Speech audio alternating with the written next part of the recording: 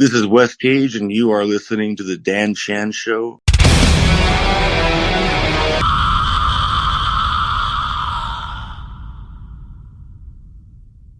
Hey, Wes Cage, how are you, mate? I imagine it's sunny Nevada, right?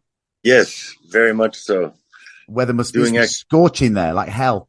Yes, a couple of weeks ago, it was about 120 degrees. Right. It was pretty intense. How do you cope with it? Just go from like air conditioning building to the next. That's how you cope with it. Absolutely. Being indoors is crucial. During that July period to mid-August, it's pretty crucial. Pretty brutal, right? Well, it's an absolute pleasure to have on the show. And one of the reasons why you're here, along with talking about yourself as well, is you got a debut track called "The Wolf" out soon. I've heard the track ahead of release, and I think it's really cool. And without pigeonholing the metal shelf, where does this track sit, and what's it all about?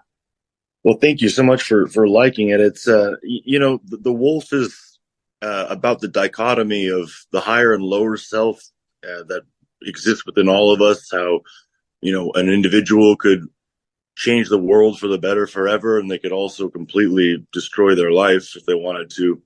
Mm-hmm. Both of those polarities exist in all of us, and the Wolf definitely is a reference to that. There's in the video, people will see that I'm playing two versions of the same character. One is destitute, highly unstable, and suffering and going through depression and melancholia, while the other one, who is the Wolf character, the Wolf is someone who's courageous, organized. They have their ambitions, and they're also someone that's succeeding. And we kind of merge into the lower self merges into that character. But musically, it's definitely a new sound that I enjoy quite a bit. I do like that. I look at modalities and melodies and chord progressions. I always look at what region of the world the melody kind of comes from in a scale. Mm-hmm. And I do like that this song kind of has a Nordic and Celtic sounding chorus, which just very anthemic and powerful. But it's a very upbeat, positive, and kind of a clean sound that Keith Wallen from Breaking Benjamin, he and I wrote this together, and Blasco, who's the most incredible manager on planet Earth and one of the most incredible people I've ever met. He also put his spin on it and made sure that, we made the best track possible. And I really think this will connect with a lot of people, the song. I think so. So you've released a teaser right now, and the track isn't out until, was it early mid-October? Why the tease? Why that now? And what's the process behind that? Have we got an album to come? Is there anything to follow?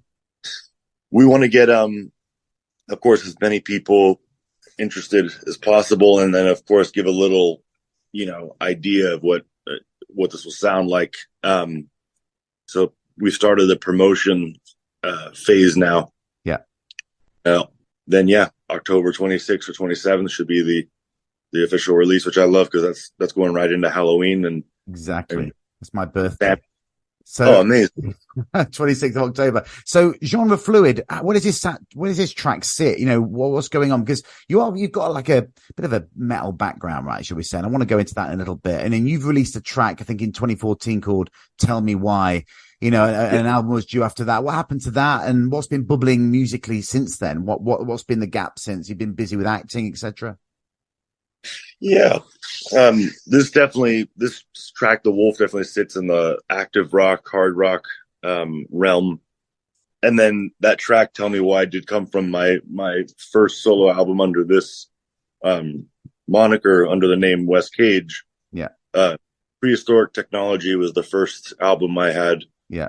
Where I did pretty much everything except for drums on it. Basically, that album had a lot of placement in films. A lot of tracks were going into movies left and right. Mm-hmm. And I also managed to do an album with Ryan Green, who worked with Green Day and right. Noah. I believe, Megadeth, where I played the drums on the album as well. I did every Oh, you're a instrument, drummer and as well. I can drum. Yeah, I'm a drummer myself, so that's oh, yeah. it's I think when it comes to recording in the studio, it's the most difficult for sure. The drums, it's Oh, just Christ, yeah. oh, Tell me about it. Absolutely, mate. Absolutely. Is that why you've always steered away from not playing the drums on other things, or is it like this thing, or what's the situation? What have you been playing? uh, I play 12 instruments, most of which are string instruments Right, from all around the world. My guitar and piano ability would probably be my best right. I of see. all. Yeah, Um, but I do play guitar, bass, bouzouki, sitar, different. I love the ability to bend and kind of manipulate the strings. That sounds so amazing. Where piano, yeah, you only get what you're impacting on yeah, for the sure, key. for sure. Yeah, for sure. So, what's the goal with Wes Cage? Should we say? Are you or have you put a band around you? Are you intending to get on the road with this? Maybe in the future. I definitely want to tour with Wes Cage, and I have a couple other songs that I think we could incorporate into a live show. Um, and then I have two close friends that I think would be excellent to play with. But of course, I want to see what Blasco, my manager, thinks of them. If we were to do a rehearsal and kind of or a kind of an audition, but Yeah, the last show I did was in Las Vegas. I played two tracks from Prehistoric Technology. One was called Where I'm From, and the other was called Blood Legend. And we won Best Artist Award as a solo project as yeah. Wes Cage here in the Palms Hotel Mhm. in the Pearl Room, and it was amazing because there was thousands of people there, and that seeing how people liked my kind of ghost metal sound, as I coined Yeah, that yeah, that yeah, yeah, ghost rock, ghost metal, um, you know, goose flesh inducing yeah, tracks. yeah. It was awesome, but I would love to play again with these new tracks because I think the Wolf is something the world needs right now. Yeah, I agree. It's a great track. Now, let's go back into the metal thing with you. You like me have a love of black metal. I've discovered it when British rock mag Kerrang did a black metal special. I think it was in 1994. How did you discover it being in LA? Tell me about how you spent time in Norway, I believe, in your connection to the scene. Definitely. I mean, a friend of mine had introduced me to some of the more commercial black metal bands, and then from there, I kind of did my own research and found the more underground and more cult and true black metal Yeah. Yeah. projects. And from there, I got into the history, and I just was kind of intoxicated with what I was reading. I couldn't believe the influence, how powerful of a genre it is, and Mm. it's it kind of in a way when I was like 15, it kind of turned me into a man in a way. Like it started bringing me into you know a, a state of empowerment, Mm. and I wound up going to a couple concerts with relatives. And before I knew it, by the time I was 18, I was hanging out with, you know, Mayhem, Dimmu Borgir, all these bands in Norway celebrating my 18th birthday. And Wow. it was wild to remember when I was 15, just navigating the digital realms of the internet, and then they're all there as Necro Butcher, and it was Hellhammer. For It was real. amazing. Yeah, Because that's a long way from LA to say Oslo or Bergen, isn't it? It's a big difference it is culturally and so much from you. very much so. And I always thought that I was Swedish on my mother's side, which we are Swedish, but we have a tremendous amount of Norwegian. So I didn't even know when I was in Norway is what I felt so connected to the country that I didn't know that there was an actual bloodline there.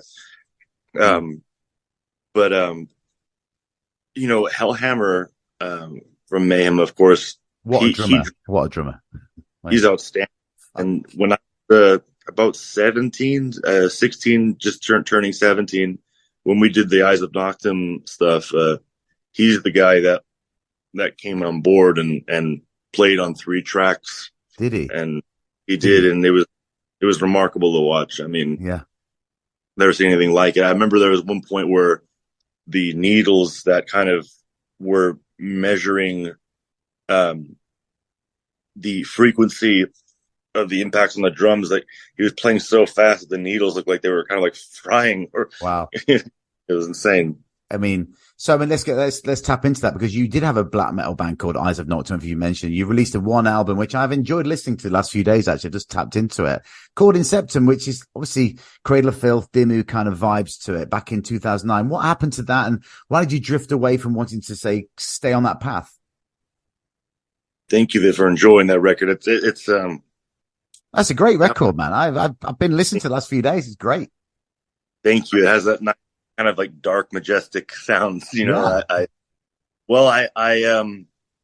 I started touring with Eyes of Noctum. We went on tour with Urgahall from Norway, and Spearhead from England, and we were doing some national tours, and it came a point where I went into the studio with all those guys again, and I stepped away from the songwriting, or I stepped away from the music side, and only did the lyrics and vocals on our second album, which is still in the vault. It was never been released. It's kind of strange it's never been released, but it is literally the darkest album I've ever heard. What we tapped into was just so, it was almost so dark that I didn't want to release it in a way, because Really? the lyrics very, it's almost like I was trying to outdo Yeah. the limits of what I've heard so far in black metal and go more into like a very clinical and just absolutely diabolical, very psychotic record. It's the lyrics sound insane. It's called Narcoma. After that record, the band kind of started breaking up. It was weird. It was like that record was like, even the engineer wound up waking up in Hawaii with a bag of cocaine in his pocket, not knowing how he got there. I was like, what the hell? Was it the influence of the record? Well, I've got to hear this record, man. You need to get it out. I really do want to. I've been thinking about every day. I've been itching to see if I can release it somehow and get a hold of the guitar player and I are not, we're definitely enemies at this point, but I still want to see if I can have someone ask him if I have his blessings to sign off on us releasing it. Because there's a track called As I Breathe Wasps, which is just 12 minutes of black metal with an Opeth vibe. And it's very cool. It sounds very cool. So you've got this awesome album that hasn't been released. You had a great album before that, but you still drifted away from black metal. What was it? Did you mellow? What's the situation? You have kids? What was the sitch? I think it was a mixture of, I love black metal tremendously. It will always be a part of me, even a part of my identity. But then again, there's also that part of me that loved listening to System of a Down when I was younger, and I wanted to make kind of that more, I don't like saying commercial, but kind of that more new metal or kind of hard rock metal sound that System, Linkin Park, and Korn were doing. The record from Queen of the Damned is probably one of my favorite soundtrack records of all time, and I love the sound. And I think I kind of went more into like a little bit of a goth rock vibe, and I left black metal also because there was a time when I was really tapping into some forces and just energies that were even freaking out some of my friends that were in black metal bands. Because I believe you've dabbled with the occult in a way, right? Is that true? Is that it is? In what way? I mean, what kind of thing? Anton LaVey stuff? Are we talking deeper? All of the Nine Angle? What's going on? What kind of stuff did you tap into? Well, at first I was tapping into a combination of some ancient Nordic and also Middle Eastern. I was always into the good stuff. I was into Hermeticism and stuff like that, but I was kind of into the darker elements, some LaVeyan stuff as well. But the author that saved my life is definitely Aleister Crowley. I have an original Magic in Theory and Practice from 1929. I have the original book, and I started practicing that in 25, and started applying Thelema and Crowley's writings in my life, and started having a series of synchronicities happen until I was like, oh, okay, this is really working. And, I wound up meeting the love of my life, or Melinda, my soulmate. And I even wound up having just everything kind of, it's amazing how when I started applying practical magic from that book to real life, how I would ask for something and then the universe really would send me the door to open. And Right. some So people really, don't. it worked for you in a way. You saw a difference. I really did. I saw Wow. how station postulation and all of that really can work All with. the left-hand path stuff, right? That's the way. Definitely. Are you still, I mean, I'm fascinated. I've never dabbled, but I'm very fascinated by that route. Are you still looking into that? Do you still keep that? Is it still in your mind's eye? That kind of thing?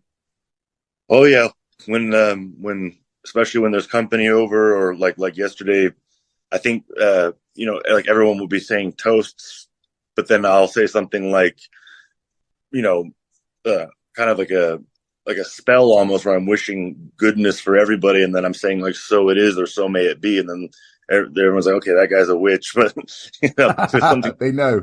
They know. Yeah. But So I think you've just touched upon it, but I'd like to get a bit deeper. Growing up in Hollywood, where did you start getting into metal? Who or what was it that helped you get there? Did you discover it yourself? Where did it start for you? well, the first thing that happened was, as I was on the radio, I heard System of a Down, and I enjoyed them very much. And then I was on Lufthansa Airlines once, and I heard Rammstein and the airline, and that brought me a little closer into some heavier stuff. And then from there, this friend of mine, she said, check out this track called Amphetamine from Cradle of Filth. And then I watched that, and I was like, oh my God, this is Yeah, that's the like, gateway. yeah, that was the way for me. And then from there, when Satyricon, Emperor, Dark Yeah, Throne, Himmelbeuger, yeah, um, there's one, some of the, nowadays, the stuff though that really captivates me is where what's coming out of Greece and Italy, these Septic Flesh and Flesh God yeah, Apocalypse. yeah. These are Rotting really, Christ and stuff like that. Price is incredible. Yeah, I yeah. really adore those albums, Mm. and they create. And if they've got the environment, haven't they? They've got the mysticism and their history to bang on about, which is like what Norway does, right? Absolutely, absolutely, they really do. And um, uh, my fiance, she was raised in Athens. She grew up there, so like I've been showing her some of. She's a genius costume designer, so when I show her some of the stuff that Septic Flesh is wearing, Yeah, yeah, yeah, yeah. and she's like, "Oh, this is Brilliant band, remarkable." brilliant band, Yeah, awesome band. yeah. Now, your dad likes metal too, right? How supportive? If we all like supportive families and that, but how supportive has your father been in your career and everything you do? He's always been a very honest, direct, and reliable source of like parental information from me with tracks. Like there have been times where I've made albums or song titles where my dad's like, "No, why are you making the song called that? You have a brilliant, that's someone else's influence. I know you want to make it a great complex title." And then I'm like, "Oh, you're right. Someone suggested to dumb it down." And then I would go back to making a complicated, kind of unique song title. So he's always been a very honest, like, father with me about my art. And he does enjoy metal. He enjoys the the power and the intensity of it. But it's been awesome where, I've always known that I could send my dad a track, and he would, when I know that he thinks it's brilliant, that I should move forward with it. And he absolutely loves The Wolf, and the first Wes Cage album that kind of went under the radar, the Prehistoric Technology album. He always loves the song Divination. Yeah. The So, tracks. I mean, I've got to ask you because I did see some many years ago. I don't know how many years ago it was now. You wearing corpse paint on a red carpet event with your father. Mate, what a move that was. Was that a statement at the time? Was that just you just putting two fingers up to it or just getting the reaction? What was that? Because I mean, obviously not everyone knows what corpse paint is, you know, in the way we know it. Yeah, it was definitely a statement. It was an interesting day because there was an event, and then me and the original guitar player from Eyes of Noctum did a single track performance of my song Annihilate, and I decided not to put the makeup on after walking the carpet. I just went straight as I was gonna appear on stage, and people were shocked. You know, I think Really? that yeah, they were like, what do we think? What is this guy? You know, they had no idea what to think of it. They didn't know whether to call it like goth rocker or punk rock. They didn't know. Um, It's awesome, man. I've done it a few times for Halloween. You know, I was like, what the fuck's that guy doing? You know what I mean? But I mean, I believe I read somewhere that I think you want to show your dad the awesome Aim and Amoth. You know, did you get around to do that? I mean, they're on tour with Ghost, I think, now in the States. Did you get a chance to show him that? I Have you think got an interest with the Norse mythology thing, you know? yeah, because that's him and I. We adore Norse mythology. I mean, he loves it so much. He has a crow named Hugin, like Odin's crows, you know. But Right, right. Awesome band. I mean, what a band. Great live. very we watched a couple of their music videos online, and he likes it a lot. Um, You should go and see them with Ghost, man. They'll surely be coming somewhere near you. I would love that. I Yeah, I would love mean, that.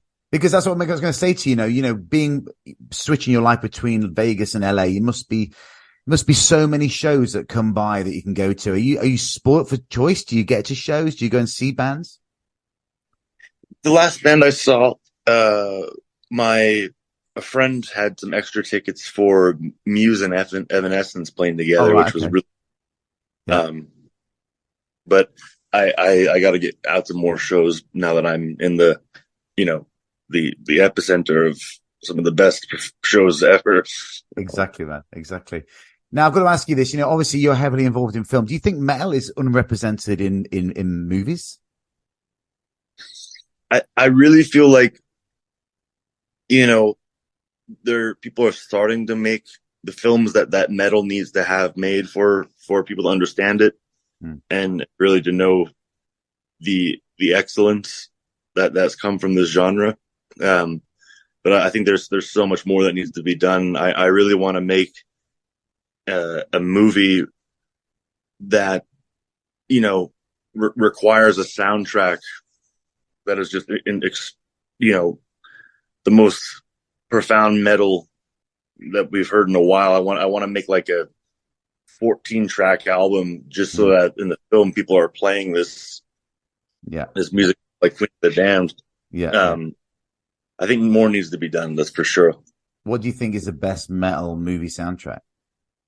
Because I mean, it's been used in almost. I think sometimes metal and rock is parodied in comedy films. You know, it's not taken seriously. Then you look at things like, oh, there's so many films we can talk about. But what do you think? Well, I think that there's some. It's interesting because I've noticed some movies that use metal for certain scenes. Like when I was a kid, I started hearing metal in my mind, but I didn't know how to tell people I want to hear music with heavy guitars and ballistic drumming and stuff. I didn't know how to say that, but Yeah, I remember I watched Mortal Kombat, the first one from the 90s, and then there was that scene where Scorpion and Johnny Cage were fighting in hell.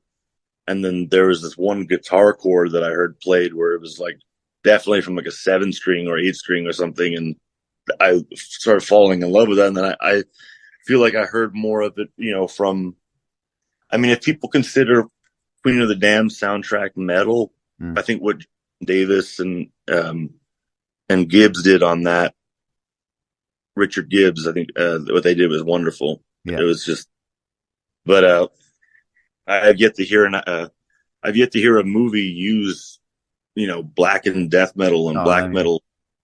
It'd be what's that? amazing. Cannibal Corpse, Pet Ventura. I mean, come on. I mean, Exactly. I mean, you got things like Rammstein in Lost Highway, and they were featured on the Du Hast with the Matrix. But I think it's really misrepresented. I don't think there's enough, and you can help with that, man. There's definitely not enough. It's not enough. Now, are there any secret metalheads in Hollywood? Is metal like not a genre that's discussed in the scene? And I've got a selfish question. I've always wanted to ask someone from Hollywood, is the inner circles of Hollywood just like you see on TV and how it's seen on programs and stuff? What's it like? I think there's a lot of people that are fascinated by metal and black metal, some of the more intriguing subgenres and stuff. I've noticed a lot of crew sometimes will be wearing like black metal shirts. Really? I've done movies and someone working with like someone that's doing the gaffing, and they've come up to me and I'm expecting them to talk about my you know about the acting or what I did, and they'll be like, could we do a picture? You were in Eyes of Noctum, and I'm like, of course. But I remember I talked to may he rest in peace, Joel Schumacher. He was interested in Gorgoroth for a second. We were talking about serious. Yeah, and it was interesting. He really, every time we got together, he would bring him up. Gall. But I mean, I feel like a lot of people I think a lot of people in the film industry like the theatrical value of stage metal. Absolutely. Yeah, absolutely. Now, as you act as well, if you could do one thing for the rest of your life, would it be music or film? One choice. One choice. Oh, man. Well, I think cinema, because when I was little, the first thing I was doing was with the video camera, making little movies with my friends. So I think film, because it has that music element to it as well, where I could make the soundtrack still and wind up doing both in a way. Okay. But I mean, with the way things are going nowadays, with this, my guilds that I'm, associated with as a member. Strikes, right? The strikes. Like, I was going to ask you what's happening with that. Are you involved in that? Well, I at first was like, oh no, but I think I would go with music, with what I'm hearing now, what's going on. I use music because to have control over my artistry. When I heard that there was a strike going on, I didn't really look too much into why. I was just kind of I was just very concerned because I thought that people were on a great track with making movies again after COVID, after the lockdown and pandemic. I was like, oh no, there's a discrepancy going on. But then I realized that people were interested in paying actors and actresses for 1 days of work and then using their image forever to make money off of it. And then I was like, oh my God, a strike? How about a riot? I mean, this is ridiculous. People should be going. I mean, I was appalled when I heard that people were entertaining the delusion that a computer could channel the same emotional depth and power that a human can. There's no spirit in it. Yeah. So, I mean, when I heard that, I got really kind of. Do you talk to your dad about things like that? Do you discuss with your father? Yeah. And he hasn't really told me how he feels about. I think he's just shocked with what's occurring right now. I mean, he doesn't like that there's such a kind of that there's problems occurring right now in a genre. Not a genre, but in an industry that needs support, that needs people that want to see greatness being made. I'm kind of worried about some of the movies that are coming out. I know my uncle Francis was happy about this Barbie movie making, not being a sequel or a prequel or a Marvel movie and being its own kind of thing. He said it's fine, and I agree. That's good, because these filmmakers sometimes only want to make Spider-Man 52 or Superman 15, and they don't want to. it's only going to be a Marvel or DC movie, Mm. or some something from a massive company, and they're not giving these original scripts a chance anymore. And that's Yeah. kind of, it's one of the reasons why stuff I'm having written and have written is going more the television route. Yeah, I understand. I mean, I can't believe the whole movement. I've never seen movie theaters so busy over the last couple of weeks for Barbie and Yeah, Oppenheimer. Have you seen either film? I haven't. I've got to Oh check these man. out. I mean, obviously, like Oppenheimer's jaw dropping, right? It's incredible. Anyway, enough of that. What's your favorite film that your dad was in? Well, I think Face Off really shows just how diverse and capable he is as an Yeah. actor. Um, of course, National Treasure and Yeah. uh, his comedic genius in Raising Arizona, and then also his dramatic genius in Leaving Las Vegas is a Yeah. really Yeah. amazing. And that, I think that it's one of the most underrated films ever that really connected with me. Is sometimes I think about it, just how much that movie affected me with Bangkok Dangerous. Mm-hmm. That, something about a hitman Mm. starting to become emotional and Yeah. find the light within him, and then Yeah. Yeah. Yeah. that wow, Yeah. very powerful. Now, I've got to ask you this. Are you aware of the Australian metal outfit called Nicolas Cage Fire? I love that band. Because I spoke to Nicolas Cage Fighter last year and we discussed on the show if we think the Cage family had heard of the band. And I think you just answered the question.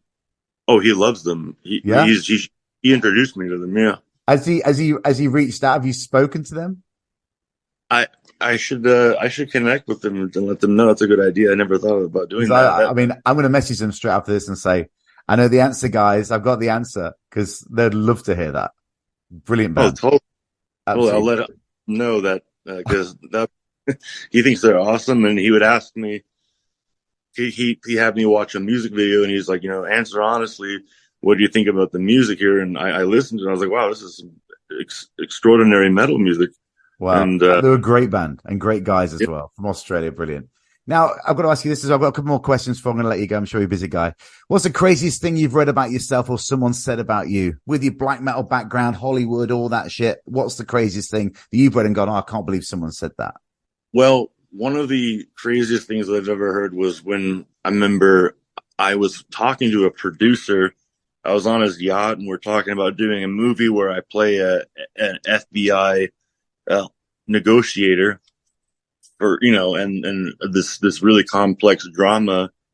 And then one of the producers saw my pictures and said that he was absolutely terrified of me, and that I must have sold my soul to the devil for my eye color. And then I was thinking to myself, like, well, there's a lot of people that have bluish gray eyes. Why is he assuming that I sold my soul? He was absolutely terrified of me. He's scary looking, and I was like, what? Everyone knows. And then you reel off some Anton LaVey stuff, and he's like, you did. Yeah. Yeah. I mean, I thought the director was joking, but he was genuinely mortified of me, and I was like, all right, well, that's the kind of guy I'm afraid of. Yeah. Now, a couple of more silly questions. If you could change one thing from your past, what would it be?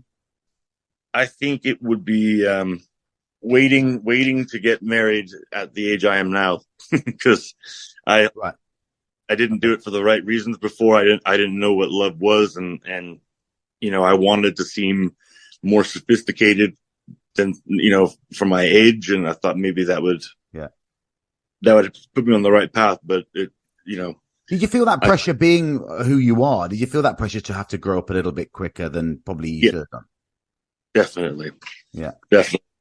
But now that I've met my true love, I mean, it really, the universe it really made me fight for that. I wanted other people to become the woman that I have now, or try to be this individual. And it's not, I realize how, unrealistic that expectation is to try and make someone become something they aren't. And,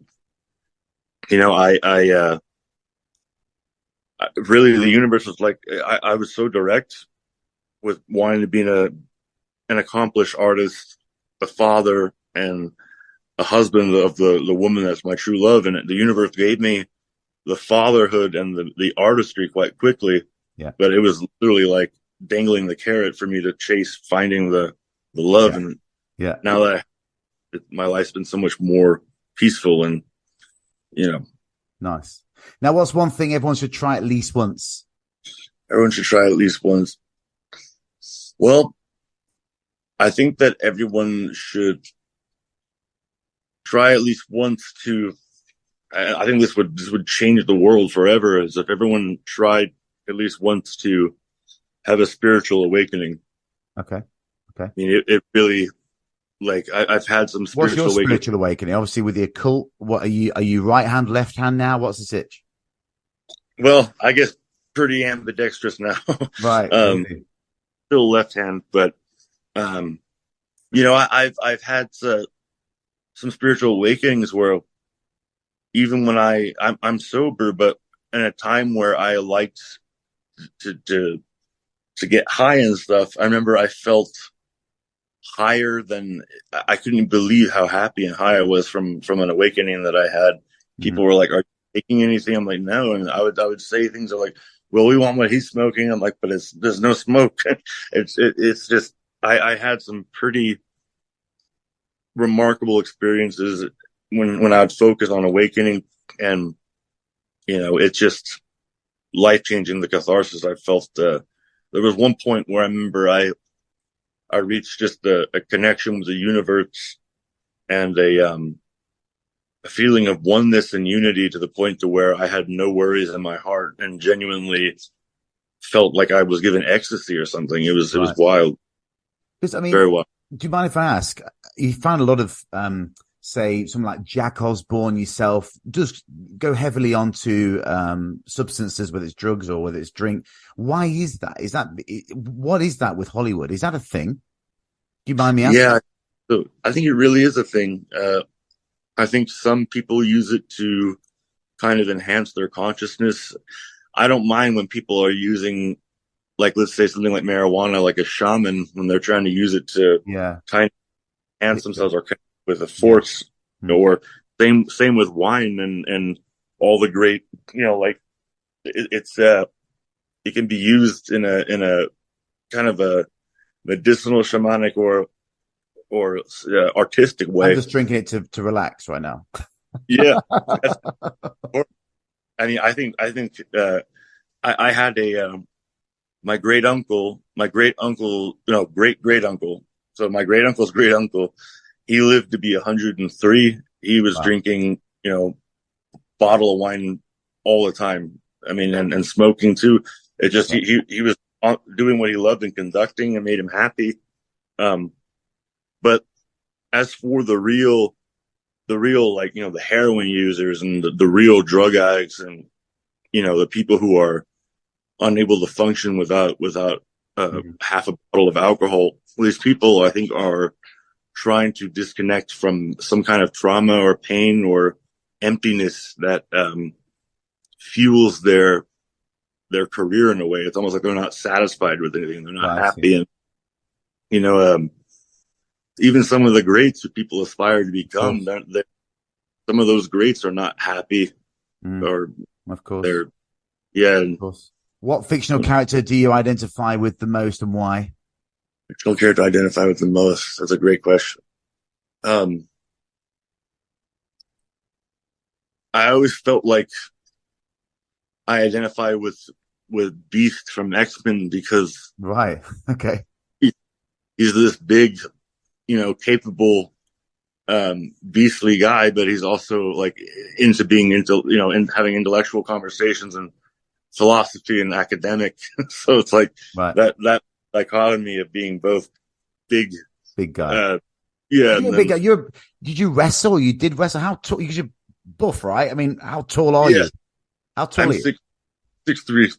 Wow. And then 6'3" in that, like what we call a brick shit house in the UK. Like a big guy. You did wrestle? Do you still wrestle? Do you still get involved in any combat? Yes. My last match was 2018. I won heavyweight champion in Vegas in Sambo and MMA. And that's wrestling. That's wrestling. Yeah. That's not the rest. It's not the wrestling that we all know and love that WWF. You're talking about proper physical, right? Yeah, Yeah. it's Olympic stuff. the Olympic stuff, and then I specialize in the style from Russia that's Right. modified from Japanese style. Right. But yeah, I've been doing martial arts now, I think 27 years, Wow. 28 years, because I Does that started. help to focus and to keep your sobriety and keep yourself level and on a level, Does that help? It does. It really does. It gave me discipline at a young age. When I achieved my black belt at 12, one of my Wow. black, I felt like I had to be a protector at heart. Mm, Like that was my obligation, and it made me have some discipline. When I was 20, though, something happened where, when I was 20, since I started at 3, I was already doing martial arts 17 years as a 20-year-old, and mm, I I got really badly intoxicated. And then there's a famous video all over the internet of me being attacked when I can't fight back, whereby they said it was my personal trainer, but it was really my personal manager that knew that when I was drunk, I just can't do anything drunk. I can't walk, fight, nothing. So I don't do it. But he took, everyone was like, you got to find Weston and get him home. And when I was in a state where I really needed maybe a hug and an IV in the hospital, he mm. decided to attack me by hitting me in the groin. Was And that that to was something, teach you a lesson or something? that was weird. I mean, and when he hit me in the groin, I remember being shocked because that's not something that, as a martial artist, I ever thought was Mm, legal and okay mm, to do. mm, mm. I always fought with honor, but the blessing in disguise from that moment was, for the next 12 years, 10 years, you know, beyond, I've been studying more of, instead of martial arts, self defense, which is so different, Yeah, and yeah, yeah, yeah, or Krav Maga and the yeah. martial arts that the military uses, the McMap, and also the Russian Army of Rukopashny Boy, all these martial arts. I've been applying that, and now I feel safer than I've ever felt, because now I Right. know that there's a logical and scientific way for someone that's, you know, um, even someone in their 60s could take out Mm, people the size of Brock Lesnar or something like that, mm. because there's all these specific moves on the Median plane, hitting the eyes, throat, all these things that, and it's funny because I went from groin shots being illegal to me to now these martial arts I do, there's like 8 groin shots for every move. Yeah, yeah, yeah. So, Now, I'm gonna ask you this question. I think you'll be able to answer this. If you could know the truth to one question, what would it be? well, I'm always thinking about what the meaning of life is. So, I mean, I would love to hear from, the gods what Yeah. it is. Last music questions, right?